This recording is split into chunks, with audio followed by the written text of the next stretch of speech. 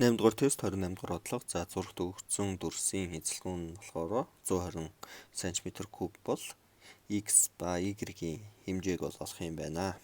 За тэгэхээр бид нарт өгөгдсөн нэг юм шүгэл хэлбэртэй юм дүрс байна. За хоёр ширхэг тэгш өнцөгт параллел пивтээс бол бүрдсэн. За тэгэхээр энэ үний эзэлгүүнийг олохдоо бол яг хоёр юм параллел пивтэд хувааж агаад за энэ дараах бол томьёогоор бол олох ёстой.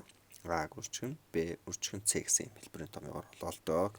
За тэгэхээр энэ томьёогоор бол нэлээд жоохон хүндрэлтэй болно. За тэгэхээр тест ашиглаж байгаагийнхаа давуу талыг ашиглаад шууд хариунаас нь бол хөөх аргыг бол ашиглая. За тэгтээ x y-гийнхаа бол заагийг бол тодорхойлж өгье. За x маань ямар утгыг авч болох вэ одоо тодорхойлъё гэсэн.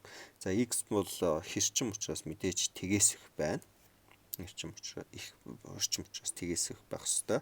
Мөн 4-өөс бага байх ёстой болно гэсэн. 4-өөс бага. 4 байж болчих юм бол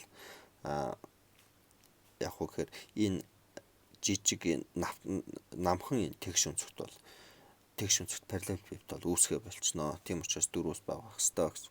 За y бол мөн бас тгээс их байх ёстой. Хэрчим юм чинь. За мөн